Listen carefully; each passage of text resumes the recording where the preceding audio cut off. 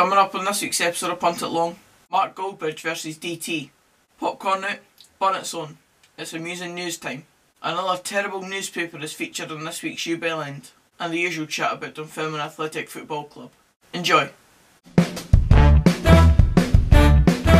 Now, for all that some people might be looking at this topic and thinking, this is pretty irrelevant. Well, you might be right, you might be wrong. But in my opinion, it's entertainment at its finest when it comes to fans in the modern day era of football. It features Man United fan and owner of the United Stand on YouTube, Mark Goldbridge, and DT, Arsenal Fan TV representative, and also his own YouTube channel here, but obviously he's representing Arsenal in this situation.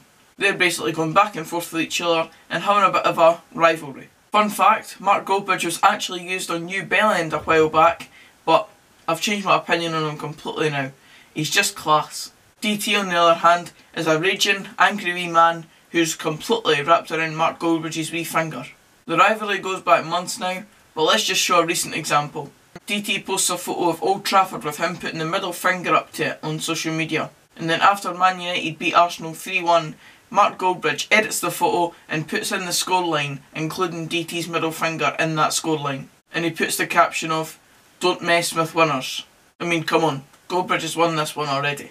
And remember how just there I said DT was an angry man? Well, here was his reaction to Mark Goldbridge after that same 3-1 defeat to Manchester United just recently.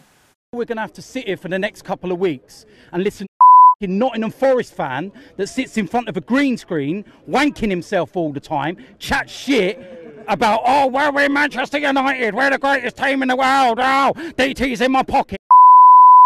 He's taken that one well, hasn't he? I'm just finding the rivalry really amusing. And speaking of amusing, popcorn out, bun it's on. It's time for... It's quite a faraway clip to see this one, but basically for a bit of context, here's Roy Hodgson's first touch when the ball gets put up in the air and it comes down to his feet. Turning the screw, aren't they, Spurs? What a guy, eh? I put it on Twitter when it happened a couple of nights ago, but really, the guy's 70 years old and he's just trapped a ball better than any Dunfermline player has so far this season. Tragic.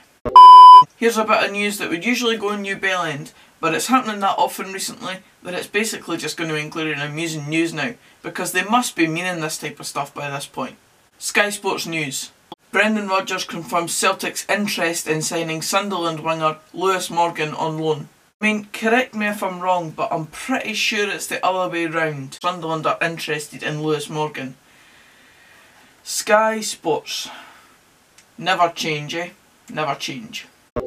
I mentioned it in the video I did earlier today regarding last night's games, but Stephen Dobie has now scored his 37th goal of the season. I told you last night, Stephen, but honestly, I'm lost for words when I look at you now, pal. Don't you just love it when social media accounts take the mick out of themselves? As you know, at the weekend, Berwick Rangers, their first team of course, were beaten 7-1 by Queen's Park in Scottish League 2. And then to follow it up, the reserves got beaten 7-1 by Raith Rovers the other night. And at least their Twitter account saw the good side in all of it. Yes, we have just lost 7-1 for the second time in 4 days. No, we don't need everyone to tweet us about it. Kudos to them for taking it on the chin anyway. Another topic that I mentioned in the video earlier today was that Arsenal paid tribute to Emiliano Sala by putting him in Cardiff City's matchday squad in Arsenal's matchday programme for last night's game. They had him listed at the very bottom with a wee flower next to where it would usually be his squad number. It's just a touch of class for Arsenal, that. And that's it. Popcorn away, bun it's off. And that was... It's that time of the week again we would do the part of the episode called...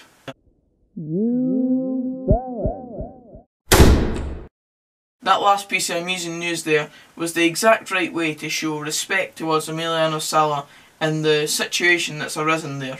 But then, just like that, along come the Sun to remind us just how horrendous their newspaper is. Emiliano Sala's Brit pilot didn't have a commercial licence and was battling 18k debts.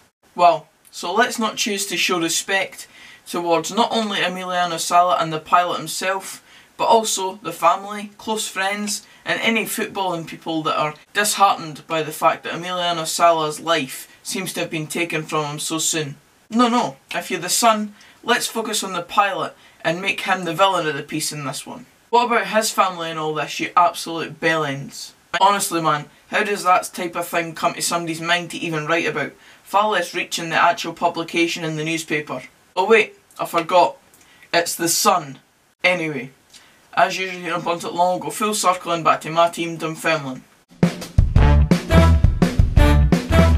Believe it or not, I did actually start talking about Dunfermline in this point, but there's too much happening. So, I'm going to do a separate video on it either tomorrow, after deadline day, or I'm going to do it on Friday, so look forward to that.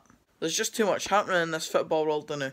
But aye, that's it for this video guys, cheers for watching. If you did enjoy, please give it a like, comment down below anything you think about anything that I've said, and also subscribe for more of this type of content. And until the next video, which will be probably either a video on if we make a signing tomorrow, or it will be Friday's video looking at this weekend's games, I'll see you then.